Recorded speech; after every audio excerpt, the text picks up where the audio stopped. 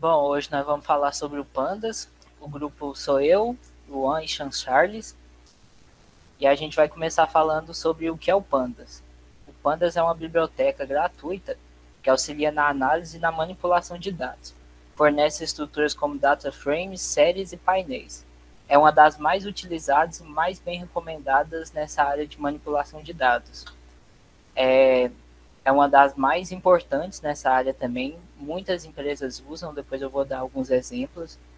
É super importante quando você quer manipular dados, formatar dados de qualquer tipo, e ela permite a manipulação dos dados em formato tabular e séries temporais.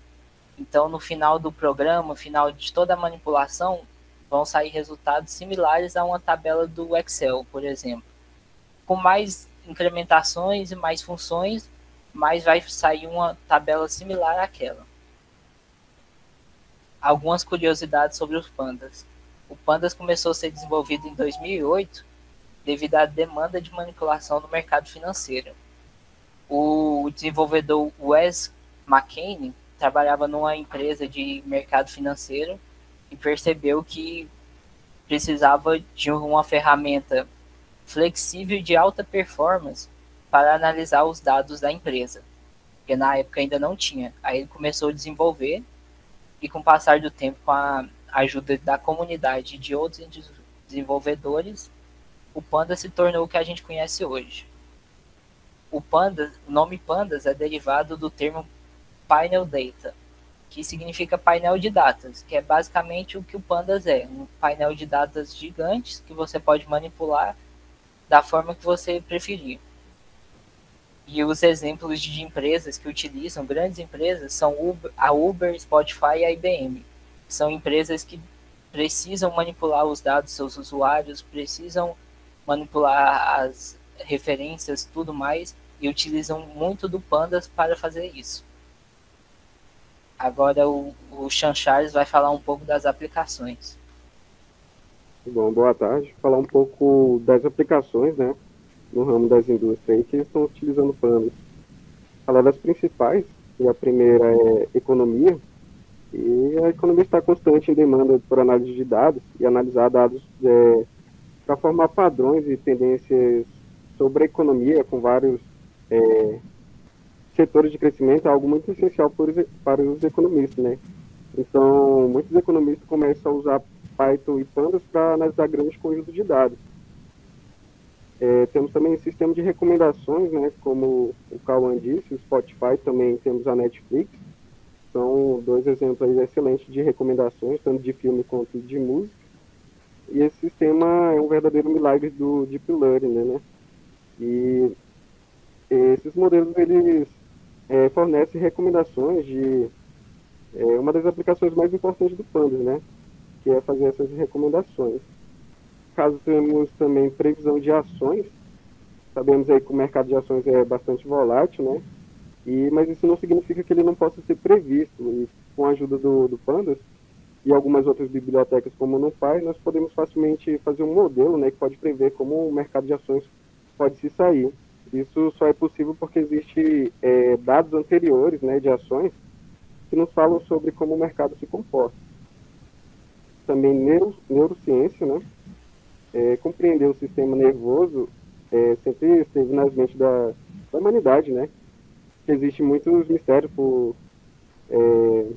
potenciais sobre o nosso corpo que ainda não resolvemos, né? O aprendizado de máquina ajudou imensamente nesse campo com a ajuda de vários aplicativos do Pandas.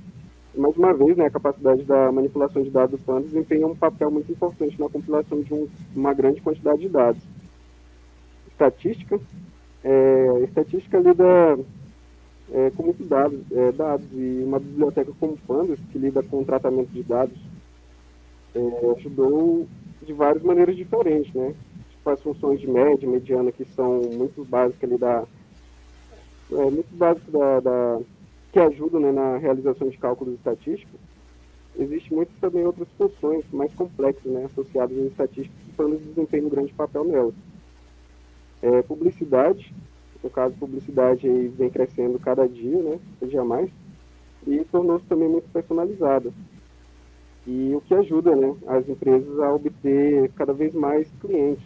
E, novamente, né, isso só foi possível por causa de programas com o aprendizado de máquina, o aprendizado profundo, que os modelos que analisam os dados dos clientes, eles aprendem a entender exatamente o que o cliente deseja, né, e fornecer assim aos empresários, né, melhores dados aí para fazer sua propaganda. Temos também análise, né, que ficou mais fácil do que nunca com o Pandas. Se trata de análise de sistema ou análise de alguma outra plataforma, Pandas faz de tudo, né? Com esses incríveis recursos de manipulação de dados. No caso, ele não só, não apenas, né, leva os dados ao exílio, mas também ele ajuda na aplicação de outras funções, né, sobre os dados. Processamento de linguagem natural, ou PNL. No caso, é o conceito principal, né, decifrar a linguagem humana e, e as variações relacionadas a ela. Isso é muito difícil, mas com a ajuda de vários aplicativos do Pandas, como o Sticklearn, é mais fácil criar um modelo de PNL. Big Data aí, uma das aplicações do Pandas, né, que ele também pode trabalhar com Big Data. E a ciência de dados, né, no caso aí, Pandas e ciência de dados são quase sinônimos. Então, a maioria dos exemplos que é produto, né, da própria Data Science. E é como se fosse um guarda-chuva muito amplo que ele abrange tudo que lida com análise de dados e quase todas as aplicações do Pandas se enquadram no escopo da ciência de dados. E já aproveitando aqui falar das vantagens, né, desvantagens da biblioteca Pandas, caso tem bastante vantagem, né, separei algumas aqui porque senão ia levar muito tempo para falar todas. Então a primeira delas é a representação de dados, fornecer forma extremamente simplificada, né, de representação de dados. Isso ajuda a analisar e compreender melhor os dados, né? Que a representação mais simplificada facilita melhor o resultado de projetos de ciência de dados. Menos escrita e mais trabalho realizado. É uma das melhores vantagens do Pandas, né? Caso que teria levado ali várias linhas em Python, sem qualquer biblioteca de suporte, né? Pode simplesmente ser alcançado através de uma ou duas linhas com o uso do Pandas. E isso ajuda a economizar bastante tempo ali, né? E podemos concentrar em mais algoritmos de análise de dados. Tem um amplo conjunto de recursos, no caso é realmente poderoso essa biblioteca, que eles fornecem a você um grande conjunto de comandos, né? E recursos importantes que são usados para analisar facilmente seus dados. Então podemos usar Pandas para realizar várias tarefas, como filtrar seus dados de acordo com certas condições, ou segregar e segmentar, né, os dados de acordo com sua preferência, etc. Ele lida também com grande quantidade de dados com eficiência. O criador dele, o Wells McKay, né, que fez a biblioteca em Python, né, para lidar principalmente com um grande conjunto de dados com muita eficiência. Então, ajuda a economizar muito tempo mesmo. Torna os dados flexíveis e personalizáveis. Caso o Pandas, ele oferece um enorme conjunto de recursos, né, para aplicar os dados que você possui.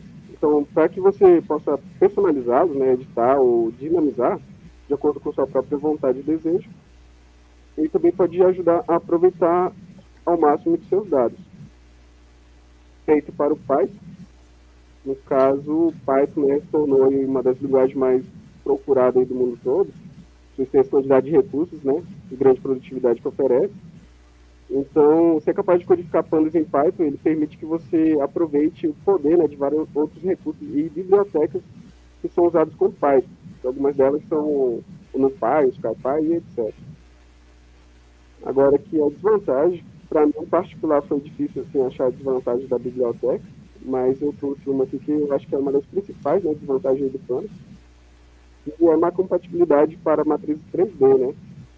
No caso, se você planeja trabalhar com matriz bidimensional ou 2D aí, a Pandas é a melhor opção que existe, né? Mas quando se trata aí de matriz 3D, ele já não é tão aconselhável e você tem que recorrer a outra biblioteca, como o NumPy, né? Ou alguma outra. Tá certo?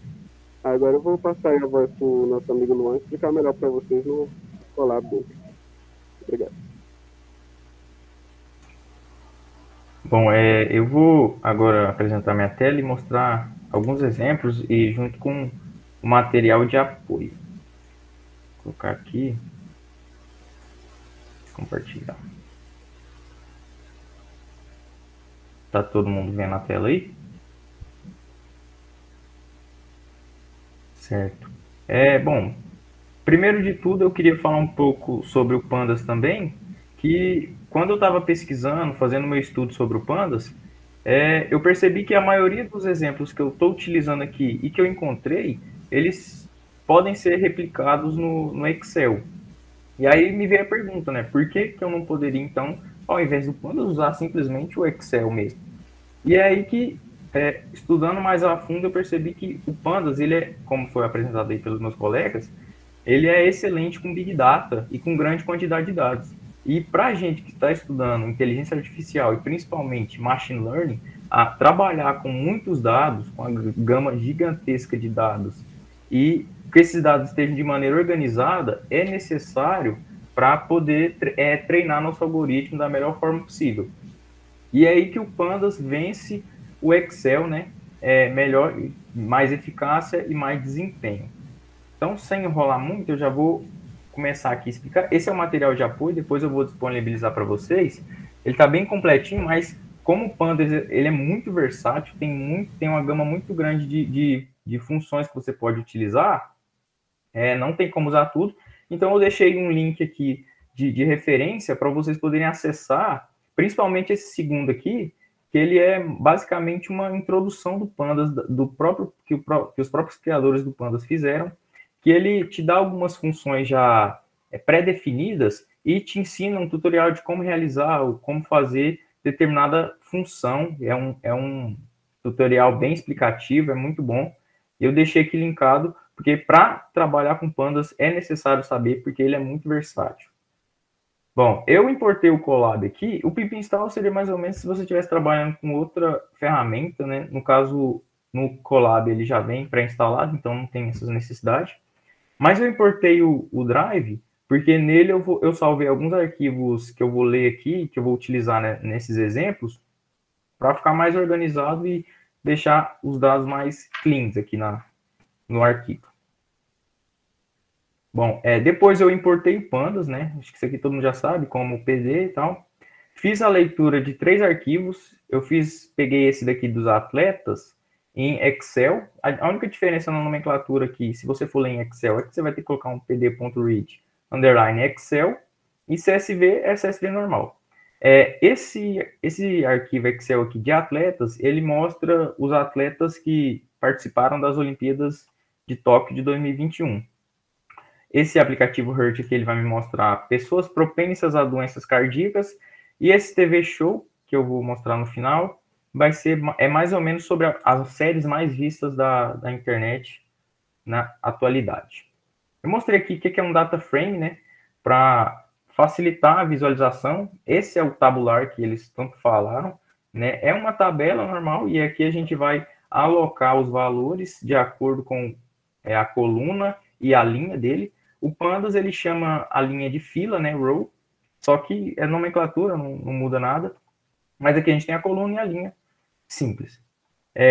Algumas funções aqui, eu tenho que passar até rápido por essas funções para não tomar muito tempo, que é a função head, ela vai mostrar as 5 primeiras linhas do data frame que a gente selecionar. A função tail vai mostrar as 5 últimas.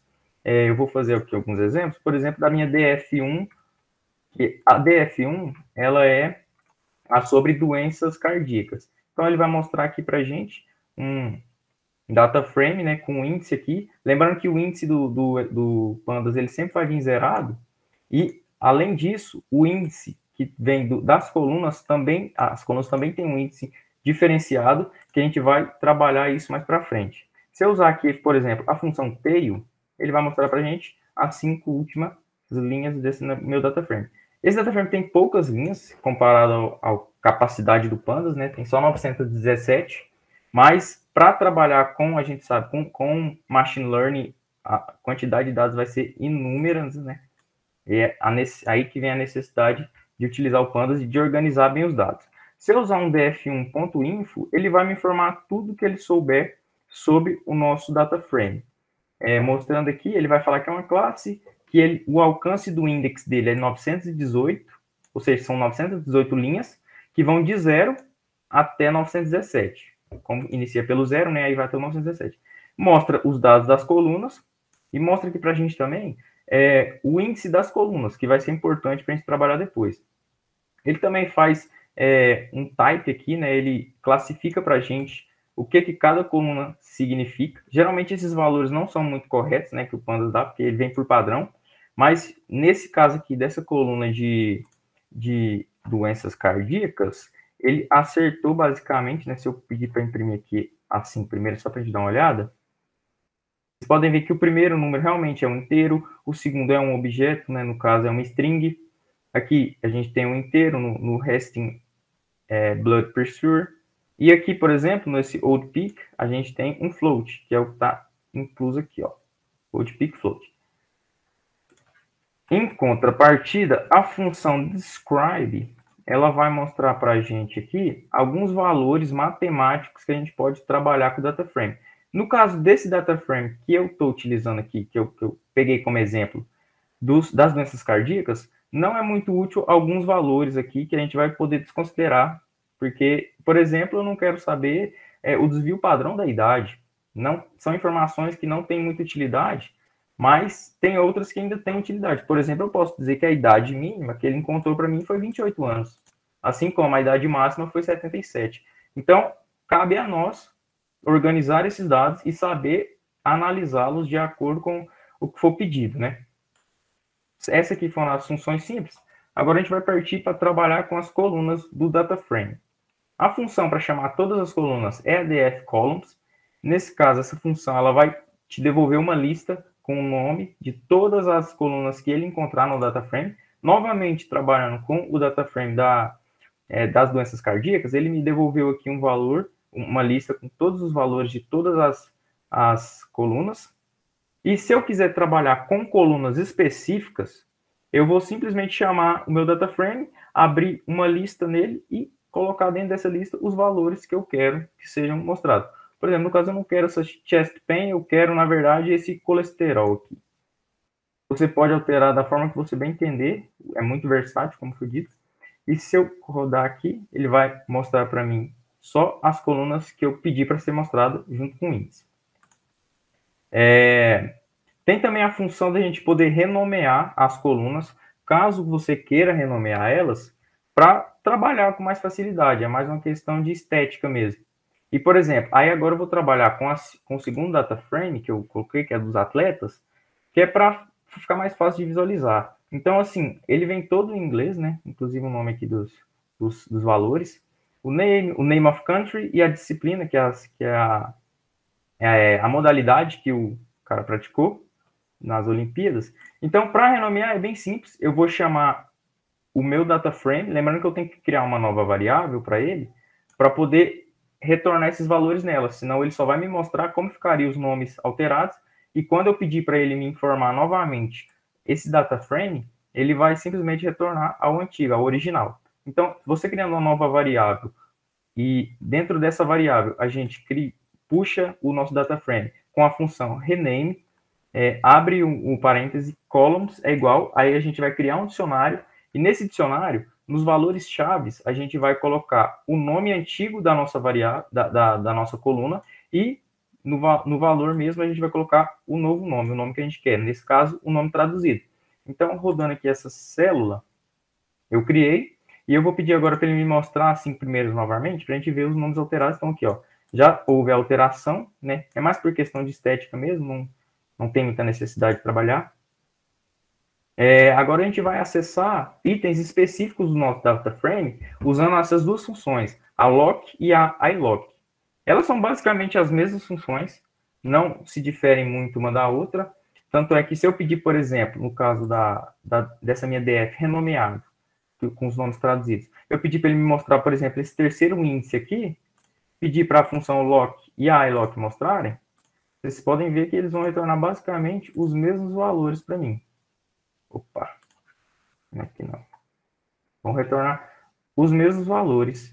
A diferença é que a função iLock, ela consegue acessar itens específicos, valores específicos de linhas e colunas específicas. Então, por exemplo, nesse mesmo terceiro exemplo, se eu quiser saber o país dessa pessoa, utilizando o valor do índice que eu tinha dito antes, que é importante, o índice das colunas, eu consigo chegar a esse valor aqui. Levando em conta que aqui é 0, 1. Então, se eu utilizar aqui o valor 0 para as linhas e 1 para a coluna, ele vai me retornar o Spain, que no caso é o país desse atleta.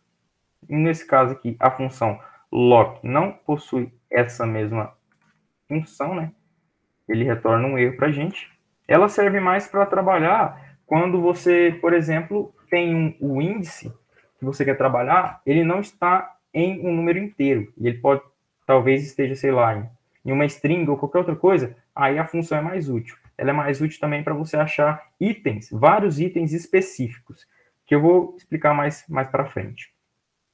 Elas conseguem acessar diversos valores específicos. Por exemplo, eu quero do décimo índice até o 20º, acessar os 10 itens entre eles. Ele vai me retornar aqui para mim o novo data frame, que fica entre esses dois valores que eu selecionei.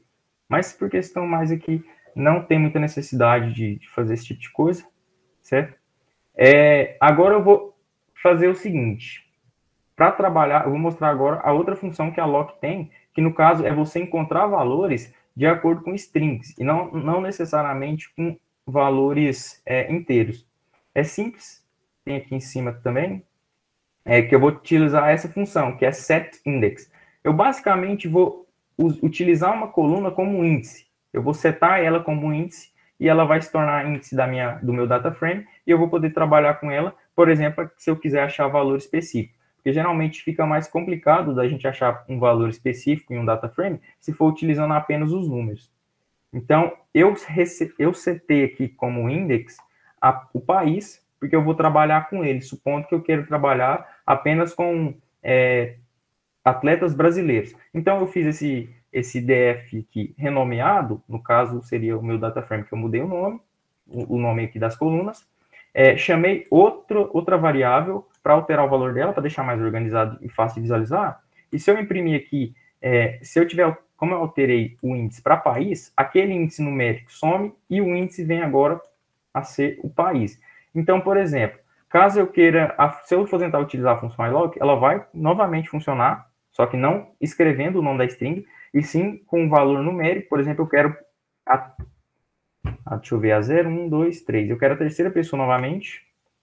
Pedir para ele imprimir aqui para mim. Ele vai novamente imprimir esse Alberto aqui, espanhol. Só que tem um pequeno problema. Ele não retorna o espanhol, porque agora o espanhol é um índice, certo? Ele vai retornar só os valores que ele considera que são colunas. Em contra-exemplo, a função lock, ela vai conseguir, de acordo com a string que eu colocar aqui, identificar todos os valores que estiverem no índice de país, né, que agora foi setado, que estiverem no índice país e tiverem esse valor Brasil. Então, rodando aqui esse código, ele vai rodar para mim todos os que residem no Brasil. Você pode ver aqui que no final ele entregou para mim que são 291 filas e 2 colunas. Novamente, ele não considera isso uma coluna, mas é bem tranquilo. Isso aqui serve mais para trabalhar, como eu já disse, com itens mais específicos, supondo que o nosso data frame seja enorme, a gente queira acessar alguns itens específicos, alguns índices específicos, seria mais difícil de a gente encontrar utilizando os números. Também a gente pode filtrar essas informações para deixar o escopo mais centralizado e poder trabalhar com esse data frame da maneira mais correta possível e mais organizada. Nesse caso, eu utilizei a função lock novamente. Olha ela vendo de novo. Eu vou usar o data frame, chamando a função lock. Eu vou querer a coluna específica que eu quero o valor específico e o valor desejado, o valor que eu quero que ela tenha. Nesse caso aqui, eu fiz 2 especificações aqui, utilizando o valor lógico o AND, né? Que é utilizando esse e-commercial. Eu quero, nesse caso aqui, todas as pessoas que estiveram no meu DF renomeado, cuja o país seja Brasil e a modalidade praticada seja futebol. Eu especifiquei bem para ele, Então, se eu rodar esse aqui para ele, certo? Agora, eu pedir a head, ele vai me mostrar só os brasileiros que jogam futebol. Eu não vim com esse DF setado, tá? Por isso que o índice país aqui voltou a ser uma coluna.